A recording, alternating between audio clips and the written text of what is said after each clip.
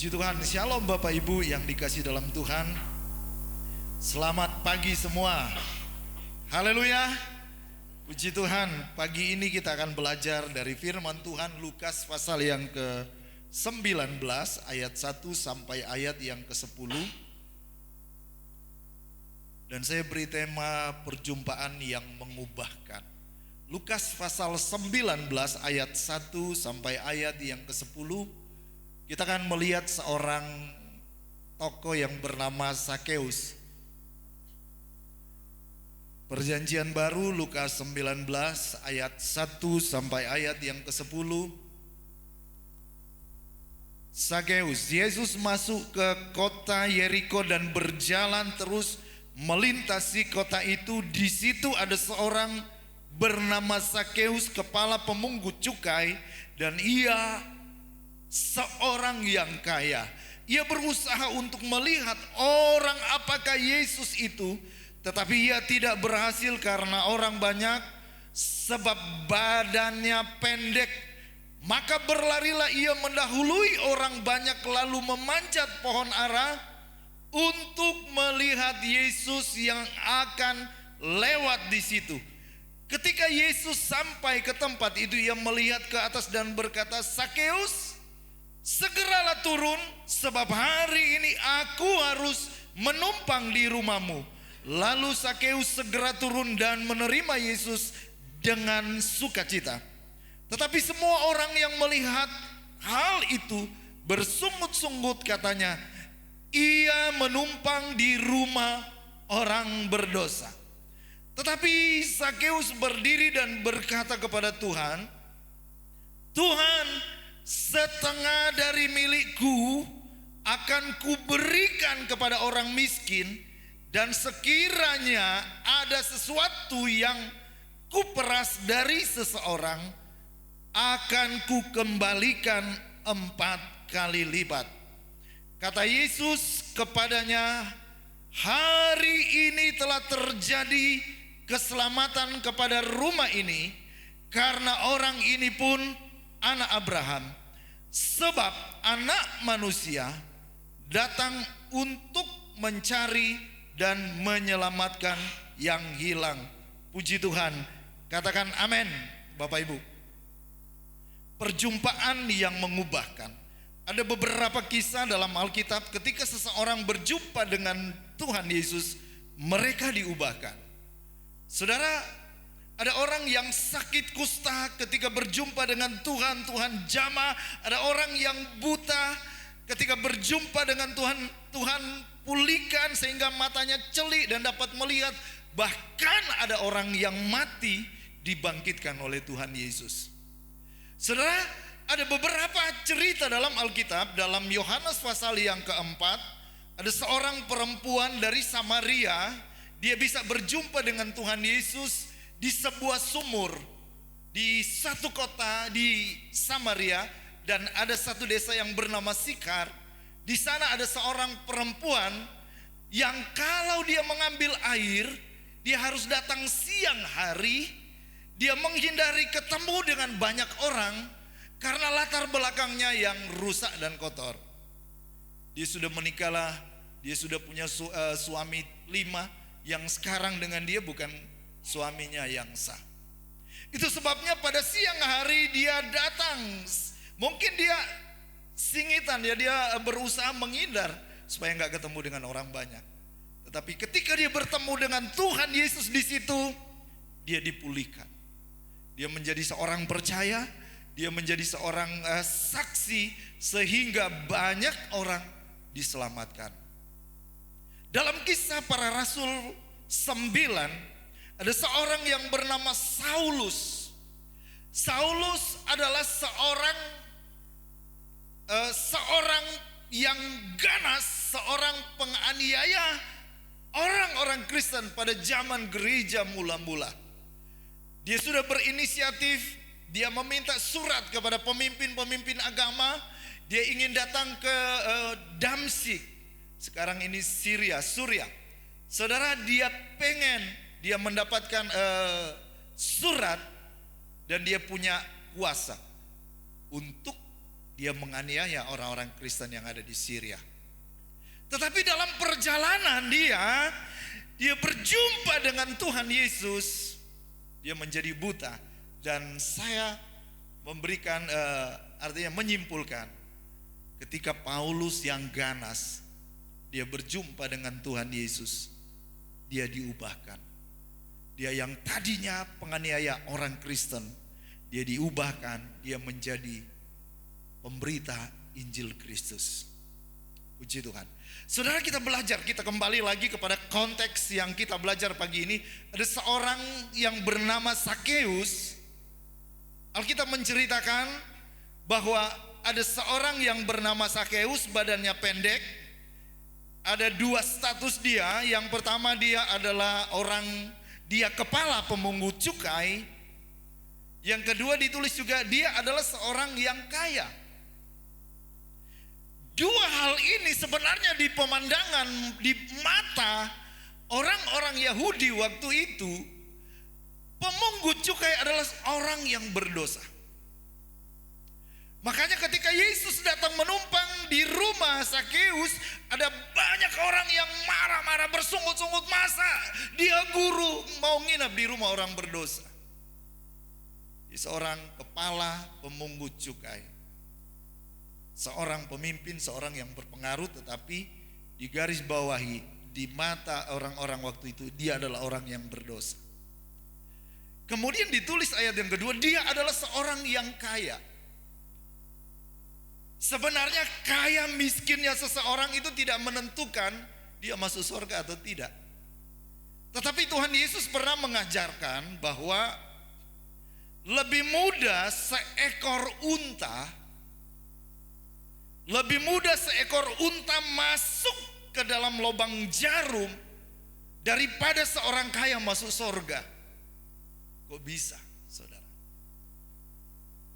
Sebenarnya di sorga itu, kalau kita belajar dari Alkitab, Abraham adalah orang yang kaya dan diberkati. Dia masuk sorga. Abraham, Ishak, Yakub adalah orang-orang yang diberkati Tuhan. Jadi masuk sorga seseorang bukan ditentukan dari hal materi, tetapi karena iman kepada Tuhan Yesus. Amin. Ada orang yang semakin diberkati, semakin kaya dia di dalam kasih. Saya berdoa, ketika Tuhan menitipkan berkat-berkat kepada kita, mari kita belajar menyadari bahwa firman Tuhan mengajarkan bahwa hidup mati seseorang tidak bergantung pada harta kekayaan, tetapi kepada Tuhan. Amin. Ketika Tuhan menitipkan berkat dalam hidup kita, marilah kita menjadi pengelola berkat yang baik. Puji Tuhan. Paulus berkata, asal ada makanan, asal ada pakaian, cukup. Karena dengan telanjang aku datang, dengan telanjang pula aku kembali. Ada yang datang ke dalam dunia ini sudah pakai gelang yang mahal, sudah pakai kalung yang mahal atau sepatu yang baik. Gak ada ya, gak bawa apa-apa. Nanti pulang lagi kita gak bawa apa-apa. Saudara, ada orang yang semakin diberkati Tuhan, semakin kaya secara materi, tetapi semakin kaya di dalam kasih. Itu yang sangat bernilai di mata Tuhan.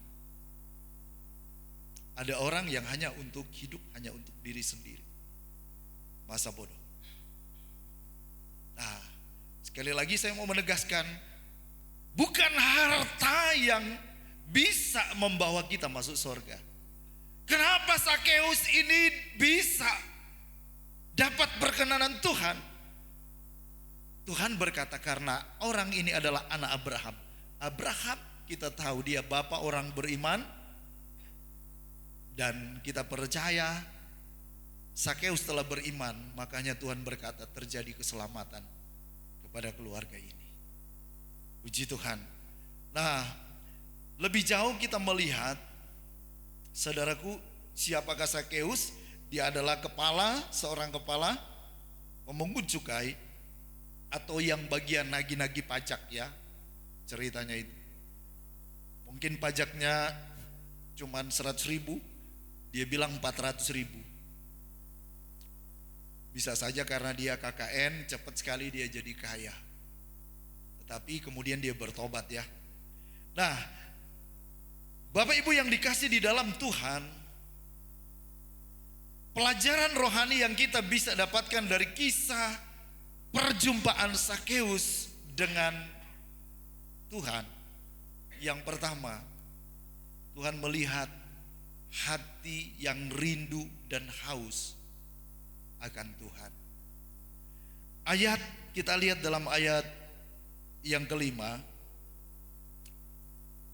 Tuhan melihat hati yang rindu dan haus ya. Ayat yang kelima, ketika Yesus sampai di tempat itu, ia melihat ke atas dan berkata, Sakeus, segeralah turun, sebab hari ini aku harus menumpang di rumahmu. Sakeus adalah seorang kepala pemungut cukai. Orang-orang yang ada di sekitarnya melihat dia sebagai orang yang berdosa. Orang-orang melihat orang ini adalah orang yang berdosa. Mungkin di kalangan pengusaha yang ada di sekeliling itu, orang ini adalah tukang narik pajak yang gak ada aturan. Tetapi apa yang dilihat oleh Tuhan Yesus kepada pribadi yang bernama Sakeus? Tuhan selalu melihat hati. Amin. Tuhan lihat hati loh Bapak Ibu. Kalau manusia kita jalan ketemu orang, kita lihat. Memang manusia melihat apa yang di depan mata. Tapi Tuhan melihat hati. Kalau orang pada umumnya ketika ketemu seseorang, orang yang teliti, dia mulai lihat dari sepatu, dari pakaian, ini merek apa ya, dari jam tangan. Terus yang dilihat naik mobil apa, terus ditanya tinggalnya di mana gitu. Itu manusia. Orang melihat Sakeus dia adalah orang yang berdosa, tetapi Tuhan melihat hati kita Bapak Ibu. Bukan berarti tampilan luar kita nggak perlu benahi. Kesan pertama kita ketemu dengan sesama manusia, orang lihat memang yang di luar. Kita harus tampil baik, rapi, bersih. Sama aja kalau kayak pasangan suami istri. Kalau istri berkata yang penting hatiku baik, saya nggak mau mandi-mandi pun, yang penting biar luar saya kotor, yang penting hatiku baik, ya bodoh ay saudara. Kita harus menjaga juga tampilan luar. Bapak Ibu punya baju yang baik, bukan berarti mahal, ayo dipakai mau ke gereja atau kemana. Kalau kita ada yang cuman hobinya ngoleksi, sudah beli bagus mahal-mahal ditaruh di lemari karena emannya, daripada rusak kotor taruh di lemari sampai dipanggil Tuhan tidak pernah pakai.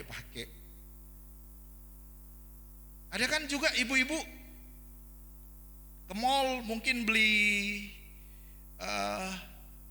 piring yang baik untuk makan, tempat-tempat makan yang baik. Karena bagus, mahal, setelah dibeli ditaruh aja di lemari. Sampai bertahun-tahun gak pernah dipakai, gak pernah. Waduh, itu salah Bapak Ibu. Kalau Tuhan kasih berkat, kita harus menikmati juga dalam batas-batas yang baik. Puji Tuhan. Jangan kita berpikir secara manusia ya. Tuhan kan melihat hati. Jadi dengan sesama manusia juga kita sembarang aja. Tampilan yang enggak baik. Apalagi dalam konteks suami istri. Secara pria itu selalu lebih melihat, lebih tertarik dilihat dari mata. Kalau wanita itu selalu main perasaan. Masa sih dia nggak ngerti aku? Masa dia nggak tahu aku? Ya memang nggak ngerti, karena laki-laki nggak maha tahu. Nah, ini kalau sudah dalam konteks pasangan suami istri itu keterbukaan, komunikasi yang baik. Jangan main perasaan. Laki-laki juga terlalu banyak main logika sehingga banyak benturan. Puji Tuhan. Nah, Bapak Ibu yang dikasih di dalam Tuhan, kita melihat Tuhan melihat hati. Ada ayat-ayat yang mendukung. Dan karena tidak perlu seorang pun memberi kesaksian kepadanya tentang manusia, sebab ia tahu apa yang ada di hati manusia. Yohanes 2 ayat 25. 1 Samuel 16 ayat yang ke-7. Bukan yang dilihat manusia, yang dilihat Allah. Manusia melihat apa yang di depan mata, tetapi Tuhan melihat hati.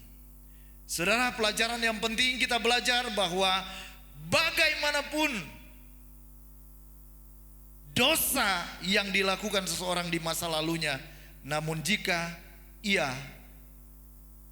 mereka membuka hati untuk menerima dan mengundang Tuhan Yesus dalam hidup mereka, ternyata mereka bisa diampuni dan dipulihkan. Bapak Ibu,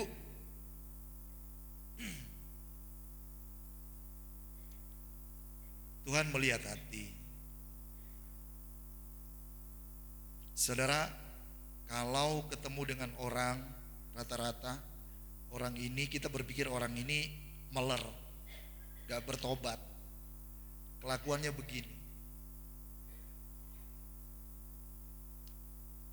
Rata-rata kita melihat kekurangan atau kelebihan seseorang. Tuhan ketika ketemu dengan seseorang, dia gak lihat masa lalumu. Saya berkata seperti ada seorang wanita yang ada di Samaria, Yohanes pasal 14.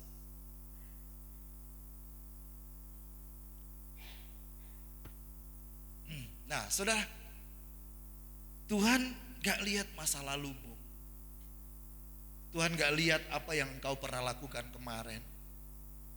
Tuhan selalu melihat hati. Zakeus selalu punya hati yang rindu, hati yang haus akan Tuhan. Ketika kita mau berjumpa dengan Tuhan sungguh-sungguh, Tuhan bisa mengubah. Ketika kita membuka hati dengan sungguh, hati yang rindu, hati yang haus. Makanya di Mazmur itu Daud pernah lakukan dosa, saudara. Daud pernah jatuh dalam skenario pembunuhan, perzinahan. Tetapi kemudian dia bertobat. Selalu dia berkata, aku rindu Tuhan, aku haus akan Tuhan. Dan dikatakan dia adalah seorang yang berkenan. Karena apa? Saudara, Tuhan gak lihat masa lalu. Tuhan selalu melihat hari ini. Ketika kita punya hati yang rindu, seberapa haus, seberapa rindu kita dengan Tuhan, sedemikian Tuhan akan puaskan hidup kita. Amin. Puji Tuhan. Yang kedua, Tuhan melihat hati yang rindu mengenalnya. Zakeus dia terhalang. Nomor satu, badannya pendek. Kalau ketemu dengan orang-orang tinggi, tentunya dia sudah agak sulit. Karena dari sisi postur tubuh dia pendek. Kemudian ada halangan lagi, orang banyak. Tidak bisa. Tapi dia berusaha, Alkitab menuliskan dia berusaha dan dia naik di pohon. Dia bisa naik di pohon dan dia bisa melihat Yesus dan bisa berjumpa dengan Yesus. Di sini kita melihat dalam bahasa aslinya menggunakan, jadi kata melihat, ia berusaha untuk melihat. Bahasa di dalam bahasa aslinya mengatakan kata eido, artinya bukan hanya sekedar melihat, tetapi pengen mengetahui, pengen mengenal lagi lebih dalam dan lebih dalam lagi. Itu kerinduan Sakeus. Tuhan melihat hati yang rindu mengenal Tuhan. Ada ayat-ayat yang saya pengen kita baca. Hosea 6 ayat yang ketiga. Hosea 6 ayat yang ketiga. Marilah kita mengenal dan berusaha sungguh-sungguh mengenal Tuhan. Ia pasti muncul seperti fajar. Ia akan datang kepada kita seperti hujan pada akhir musim yang mengairi bumi. Hati yang rindu mengenal Tuhan. Tadi yang pertama hati yang haus, rindu melihat Tuhan. Kemudian lebih dalam lagi mengenal Tuhan secara pribadi. Di gereja ini ada beberapa jemaat dari jauh Bapak Ibu. Kalau tidak ada kerinduan, itu akan masuk dalam hitung-hitungan baru perjalanan saya berapa lama. Kalau orang-orang perhitungan dengan waktu, nanti berapa jam, mana-eman. Tapi kalau orang yang punya kerinduan untuk melekat dengan Tuhan, itu gak akan diperhitungkan. Amin. Puji Tuhan. Karena cinta kita kepada Tuhan, kasih kita kepada Tuhan, kita gak bisa membalas semua kebaikan Tuhan. Kalau kita gak ada kerinduan, kalau kita gak ada kemauan untuk mengenal Yesus secara pribadi, biar kita tinggal di gereja, kita gak mau ibadah. Ada orang yang sudah tinggal di pastori, tapi bukan di sini ya, tapi tidak mau ibadah. Karena apa? Gak ada kerinduan, gak ada kehausan untuk mau mengenal Tuhan. Tapi kalau kita punya kerinduan, besok mau ibadah, malam ini kalau bisa kita gak begadang. Saya harus tidur jangan terlalu malam supaya saya bisa bangun pagi. Ada yang sudah mempersiapkan diri, bajunya dia udah setrika. Saya mengenal seorang pengusaha yang karoseri mobil ya. Saya pernah di Probolinggo, diberkati luar biasa orang ini. Tapi dia berkata, ketika ada orang yang mau janjian dengan saya pada waktu jam ibadah, saya tinggal. Maaf, bukan saya gak mau uang, tapi itu prinsip saya. Saya harus mengutamakan ibadah dengan Tuhan. Saya rindu untuk datang di gereja. Jadi memang menomorsatukan. Rindu mengenal lebih dalam lagi. Apakah kita sudah masuk ke tahap itu atau belum? Sekedar kita, saya pengen di gereja, ke gereja. Jadi bukan karena Bapak Ibu sungkan kepada saya dan istri sebagai gembala, tetapi kita biarlah yang mendorong motivasi kita ke gereja. Saya rindu ketemu Tuhan yang mendorong, saya rindu mengenal Dia lebih dalam lagi. Puji Tuhan. Itu motivasi yang benar. Dan yang ketiga, Tuhan melihat hati yang mau menerimanya. Ayat yang kelima sampai ayat yang keenam dari pasal 19 ini, ketika Yesus sampai ke tempat itu, Ia melihat ke atas dan berkata, Sakeus, segeralah turun, sebab hari ini aku harus menumpang di rumahmu. Lalu Sakeus segera turun dan menerima Yesus dengan sukacita. Bapak Ibu yang kekasih di dalam Tuhan, Sakeus bukan cuma sekedar menerima Yesus sebagai tamu, tetapi dia menerima Yesus di hatinya dengan sukacita. Tuhan tahu hati yang rindu menerima. Nah, ternyata orang-orang yang diubahkan oleh Tuhan, orang-orang yang menjadi ciptaan baru di dalam Tuhan adalah orang-orang yang membuka hati untuk Yesus masuk. Dan ketika Yesus masuk ada di dalam hati di hidup kita berubah menjadi baru. Itu sebabnya ada istilahnya, yang lama sudah berlalu, yang baru sudah datang. Kita menjadi ciptaan baru di dalam Tuhan. Manusia baru. Tadinya mungkin dipenuhi dengan marah, geram, kebencian, kepahitan. Tetapi manusia baru yang ada di dalam Tuhan sudah dipenuhi dengan kasih, sukacita, damai sejahtera. Ada kelemah lembutan, ada penguasaan diri.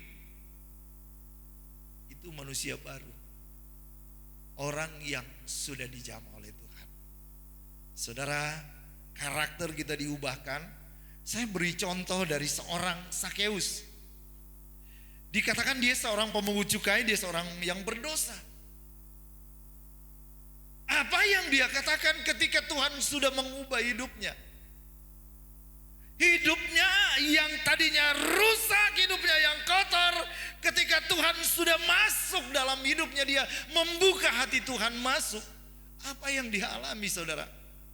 Seorang yang pelit, pahit, menjadi seorang yang dermawan. Dia bilang, Tuhan, setengah dari milikku akan ku donasikan, akan ku sumbangkan kepada orang yang gak mampu. Ini kalau Tuhan gak ubahkan hidupnya, ya tetap hidupnya seperti yang dulu. Bahkan dia bilang, kalau ada orang yang pernah ku peras, ku tipu, akan ku kembalikan 4 kali lipat. Kalau bukan Tuhan yang menjamah hidupnya, gak mungkin kayak begini. Mau kita berubah? Biar Tuhan jamah masuk dalam hidup kita. Izinkan Dia masuk dan mengubah hidup kita. Ketika kita memiliki hati yang baru, hati seperti Yesus, kita akan mengalami jamahan Tuhan luar biasa. Kita akan berubah. Orang-orang akan heran. Mungkin orang sangat heran, Sakeus orangnya kok jahat, orangnya korupsi, kolusi, nepotisme. Kenapa sekarang dia jadi baik? Karena dia menerima Yesus dengan sukacita. Dia membuka hati. Kita buka hati, biar Tuhan terus jamah hidup kita. Amin. Mari kita bangkit berdiri, kita akan nyanyikan pujian bersama-sama. Pujian tadi yang kita nyanyikan sebelum firman Tuhan.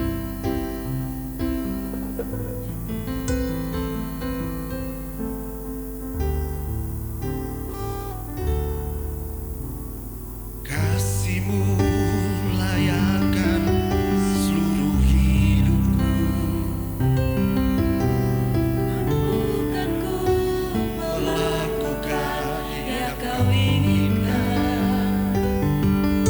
Tak bisa terlepas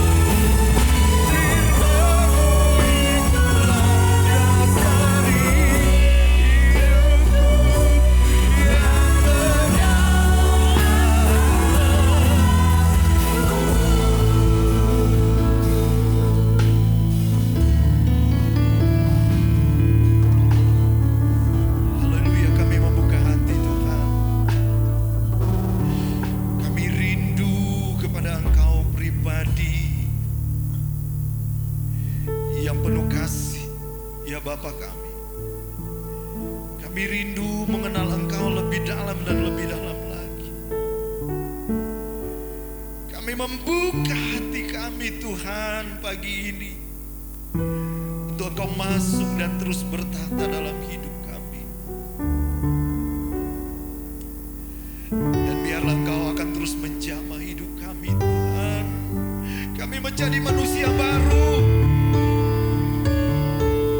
Sebab Engkau tidak melihat masa lalu kami. Engkau tidak memperhitungkan segala dosa-dosa kami. Tapi saat ini Engkau melihat sampai di mana hati kami, sampai di mana kerinduan kami, sampai di mana kami mau membuka hati untuk Engkau mengubah hidup kami. Mari kita angkat tangan kita kepada Tuhan, kita nyanyikan pujian. Yesus jamah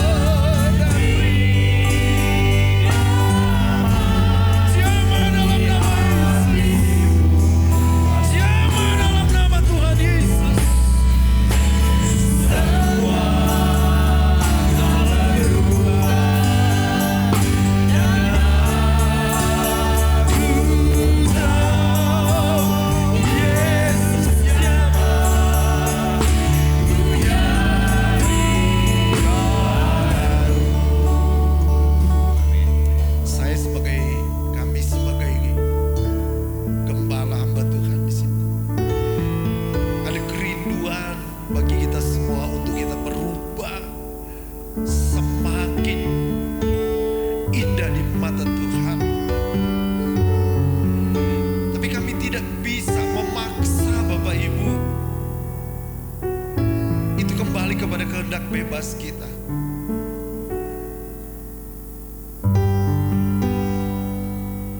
Ada kerinduan dari pasangan kita mungkin, Tuhan, ada doa-doa yang selama ini dia katakan di tempat yang tersembunyi. Tuhan, jamah suami saya, ubah sikapnya. Tapi dia terbatas untuk mengubah suami karena dia tidak bisa. Ada suami yang sering berdoa juga, Tuhan, ubahlah istri saya supaya dia semakin mengasihi dan mengenal dan mencintai Tuhan dan keluarga. Tapi dia terbatas juga mengubah. Ada orang tua yang sudah banyak meneteskan air mata. Tuhan, jamah anak saya, ubahkan dia Tuhan, pulihkan dia. Tapi engkau anak-anak adalah pribadi yang mandiri. Orang tua tidak bisa memaksa engkau. Tapi saya mau berkata, Yesus sanggup mengubahkan kita semua. Yesus sanggup memulihkan kita. Tidak ada paksaan dari Tuhan. Dengan kasih cinta dan anugerahnya, izinkan dia mengubah hidup kita sama-sama menjadi berubah, menjadi baru. Bukan dengan kekerasan, bukan dengan paksaan, tapi dia datang dengan penuh kasih. Dia berkata, lihat aku mengetuk pintu. Siapa Siapa yang mau membukakan pintu, aku akan masuk, bahkan duduk makan bersama. Kalau pagi hari ini Tuhan datang dan mengetuk hati kita, Dia datang memberikan damai sejahtera, Dia datang memberikan kasih, Dia datang ingin memulihkan kita menjadi pribadi yang berbeda. Dan orang sekeliling kita satu waktu akan berkata, wow, si A si B sekarang berubah. Ada apa ya? Kenapa ya? Ada kasih Tuhan, ada kasih dan kemurahan Tuhan yang sudah mengubahkan kita menjadi baru. Yesus jamah kami Tuhan.